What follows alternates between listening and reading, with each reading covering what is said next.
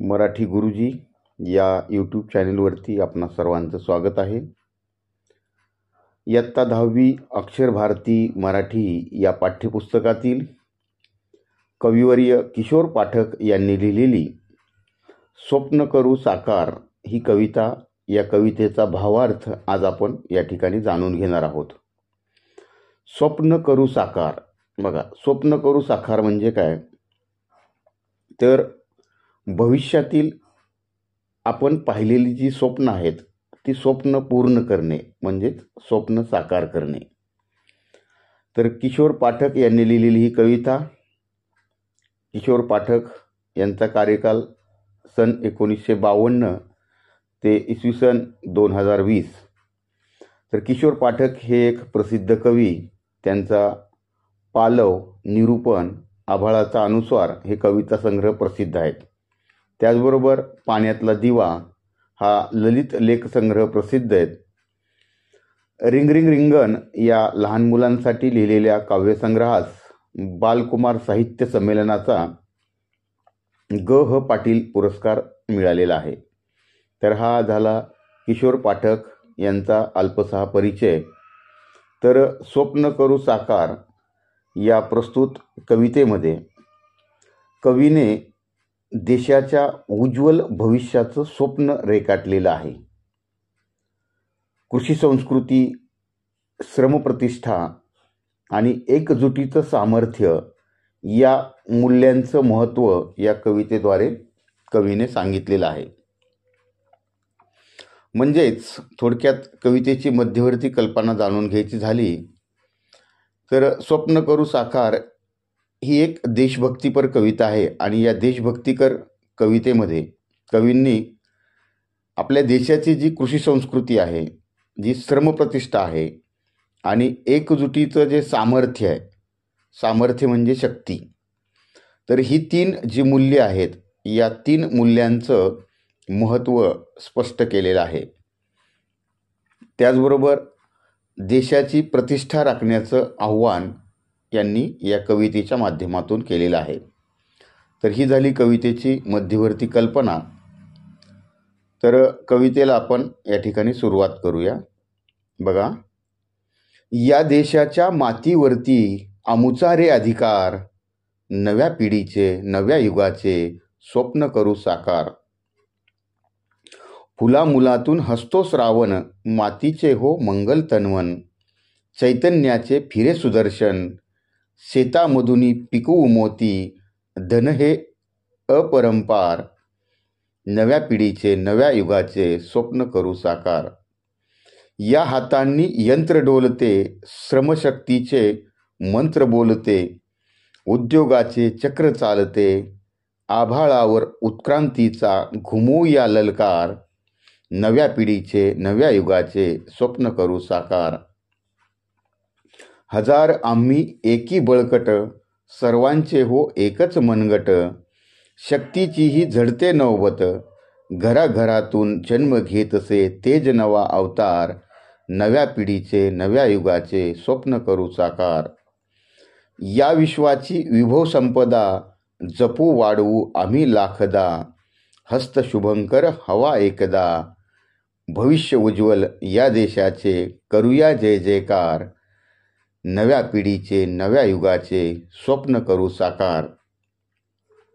तर ही झाली कविता.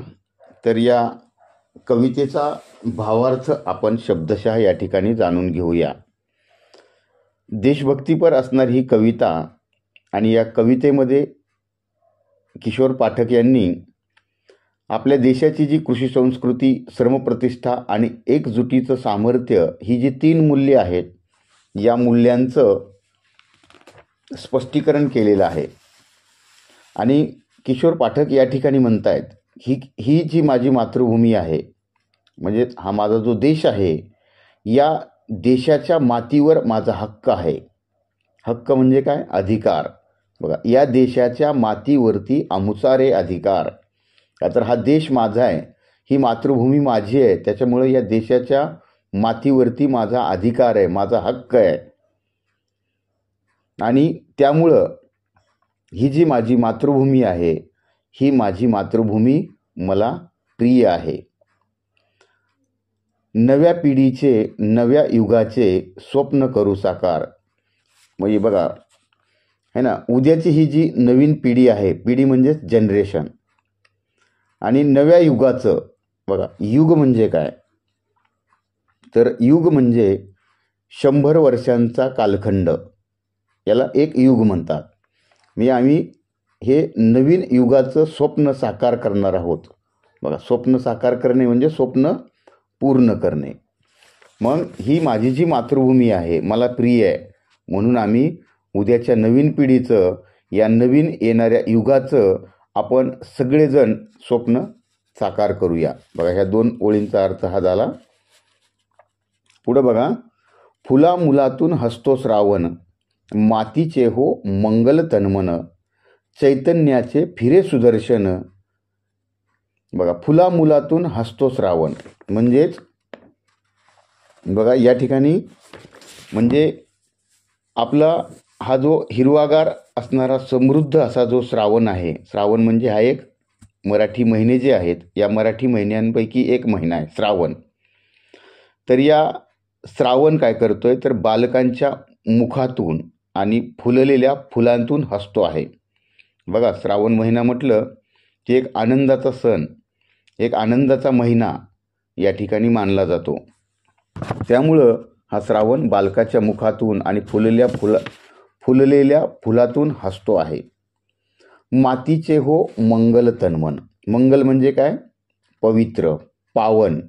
तन म्हणजे शरीर, है ना. आणि मग मातीचं मन आणि तन या ठिकाणी पावन झालेलं आहे, पवित्र झालेलं आहे. आणि जणू काही या चराचरावर चैतन्य म्हणजेच उत्साहाचं सुदर्शन फिरतं आहे. बघा, सुदर्शन काय आहे, हे सुदर्शन आपणा सर्वांना माहीतच असेल. सुदर्शन चक्र म्हणजे जे श्रीकृष्ण भगवान आहेत यांच्या हातामध्ये असलेलं जे परमचक्र आहे, याला सुदर्शन चक्र म्हणतात. मग हे चैतन्याचं सुदर्शन म्हणजे चैतन्य, उत्साहाचं सुदर्शन या ठिकाणी फिरतंय. शेतामधूनही पिकवू मोती, धन हे अपरंपार. म्हणजे शेतामध्ये जी असणारी जी माती आहे, आपण या मातीमधून धनधान्याचे मोती पिकूया, आणि हे धनधान्याचे असणारे मोती हीच आपली अमाप म्हणजे खूप अशी दौलत आहे.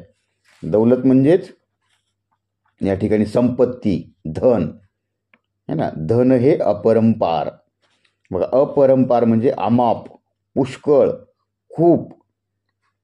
बघा, आता पुढच्या ओळीन बघा, या हातांनी यंत्र डोलते. या हातांनी यंत्र डोलते, श्रमशक्तीचे मंत्र बोलते. मंत्र म्हणजे काय, श्लोक, घोष. मग या हातांमध्ये यंत्र डोलतंय म्हणजे आपले हे जे कर्तृत्ववान हात आहेत, या हातांमध्ये यंत्र खुशीत डोलायला लागतंय. कारण है ना, श्रमशक्तीचे मंत्र बोलते. म्हणजेच श्रम म्हणजेच कष्ट. या हातामध्ये यंत्र डोलतंय आणि आपली जी कष्टाची शक्ती आहे, ही कष्टाची शक्ती मनातला आपल्या असणारा जो पवित्र मंत्र आहे, तो मंत्र बोलते. उद्योगाचे चक्र चालते. चक्र म्हणजे चाक. उद्योगाचे चक्र चालते. आभाळावर उत्क्रांतीचा घुमूया ललकार. बघा, ललकार म्हणजे जयघोष, जय जयकार. आणि ललकार घुमवणे म्हणजे काय करणे, जय जयकार करणे. तर या है ना, या हातांनी यंत्र डोलते, श्रमशक्तीचे मंत्र बोलते, उद्योगाचे चक्र चालते, आभाळावर उत्क्रांतीचा घुमूया ललकार. म्हणजे आपले असणारे हे कर्तृत्ववान हात, या हातामध्ये यंत्र खुशीत डोलतंय, आनंदाने डोलतंय. त्यामुळं आपली कष्टाची असणारी जी शक्ती आहे, ही शक्ती मनातल्या मनात तो पवित्र मंत्र बोलते. त्यामुळंच हे उद्योगाचं अविरत चालणारं जे चक्र आहे, ते चक्र फिरतंय. आणि बघा, हळूहळू हा जो होणारा बदल आहे, उत्क्रांती म्हणजे बदल, है ना. म्हणजेच या बदलाचा, उत्क्रांतीचा आपण अशा प्रकारे काही जय जयकार करूया की तो जय जयकार कुठपर्यंत गेला पाहिजे, आभाळापर्यंत पोहोचला पाहिजे. असा मोठा जय जयकार आपण या ठिकाणी करूया. पुढच्या ओळी बघा. हजार आम्ही एकी बळकट. बघा, एकी, एकी म्हणजेच एकजूट, एकता, युनिटी. आम्ही हजार आहेत म्हणजेच है ना, आम्ही भारतीय जे आहोत हे हजारोंच्या, लाखोंच्या, है ना, करोडोच्या संख्येने असलो तरी आमची जी एकी आहे, आमची जी युनिटी आहे ही मजबूत आहे. मजबूत म्हणजेच बळकट. हजार आम्ही एकी बळकट, सर्वांचे हो एकच मनगट. म्हणजे आमच्या सर्वांची ताकद जी आहे ती एकाच मनगटामध्ये आहे. आमची ताकद मनगटामध्ये आहे. आणि बघा, शक्तीचीही झडते नौबत. झडणे म्हणजे काय? झडते म्हणजेच वाजते, है ना. आमची जी शक्ती आहे, आमची जी ताकद आहे ही, है ना, या आमच्या बलशाही एकजुटीची जी नौबत आहे ती आता वाजायला लागलेली आहे, है ना. घराघरातून जन्म घेतसे तेज नवा अवतार. तेज म्हणजे प्रकाश. आणि या ठिकाणी बघा, तेज नवा अवतार म्हणजेच हा जो आमचा भारत देश आहे, हा देश आम्ही समृद्ध करणार आहोत, है ना. म्हणून या ठिकाणी शक्तीची ही झडते नौबत, है ना. नौबत म्हणजे तुम्हाला सांगितलंच मी. नौबत म्हणजे काय? तर ज्या प्रकारे, है ना, विजय उत्सव साजरा करताना बघा नगाडा वगैरे वाजवला जायचं, म्हणजे ते नगारा वाजवायचे. पूर्वीच्या काळामध्ये युद्ध वगैरे जिंकल्यानंतर, है ना, किल्ल्यावरती नगारे वाजवायचे. म्हणजे नगारे हे एक मंगलवाद्य आहे. एक प्रकारे विजयोत्सव साजरा करताना, है ना, राजे महाराजे युद्धामध्ये एखादं युद्ध जिंकले, लढाई जिंकली, तर ते विजयोत्सव साजरा करताना हे नगारा, हे असणारं मंगलवाद्य त्या ठिकाणी वाजवायचं. मग बघा, शक्तीची ही झडते नौबत म्हणजेच या ठिकाणी आमच्या एकजुटीची नौबत वाजायला लागलेली आहे. आणि प्रत्येक घरात जन्माला येणाऱ्या तान्हुल्याच्या रूपानं जणू एका तेजानेच नवीन अवतार घेतलेला आहे. घराघरातून जन्म घेतसे तेज नवा अवतार. अवतार म्हणजे, है ना, जसं की आपण काय म्हणतो, एक विशिष्ट उद्देश समोर ठेवून देवाने, आपण म्हणतो, जन्म घेतला. जसं भगवान श्रीकृष्णाने घेतला, प्रभू श्रीरामाने जन्म घेतला, है ना. तर त्यावेळेस एक उद्दिष्ट डोळ्यासमोर ठेवून या ठिकाणी देवाने घेतलेला जो जन्म असतो त्याला अवतार म्हणतोय. तसं आता आमच्या प्रत्येक घरातून जे एक तान्हुलं म्हणजे लहानसं बाळ जन्माला येतं आहे, ते एक नवीन तेजाचा अवतार, नवीन प्रकाशाचा अवतार घेऊन जन्माला येत आहे. आता बघा, शेवटच्या कडव्यांमध्ये काय म्हणतायत कविवर्य. या विश्वाची विभव संपदा जपू वाढवू आम्ही लाखदा. बघा, संपदा म्हणजे संपत्ती, आणि विभव, विभव म्हणजेच वैभव, समृद्धी. या विश्वाची जी आमची विभव संपदा आहे, संपत्ती आहे, म्हणजेच आमचा हा जो भारत देश आहे आम्ही तो समृद्ध करणार आहोत. आणि या जगाचं वैभव आणि दौलत आपण लाखो वेळा आपण वाढवणार आहोत आणि तिची जोपासना करूया. हस्त शुभंकर हवा एकदा. हस्त म्हणजे काय? हस्त म्हणजे हात, आणि हवा, हवा म्हणजे पाहिजे.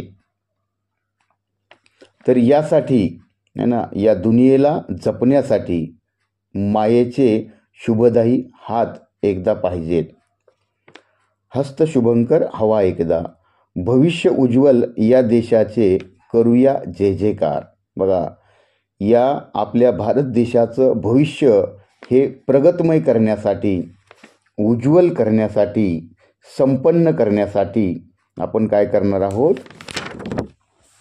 त्याचा सार्थपणे असा जय जयकार करणार आहोत, जयघोष करणार आहोत. तर प्रस्तुत किशोर पाठक यांनी या देशभक्तीपर असणाऱ्या कवितेमध्ये आपल्या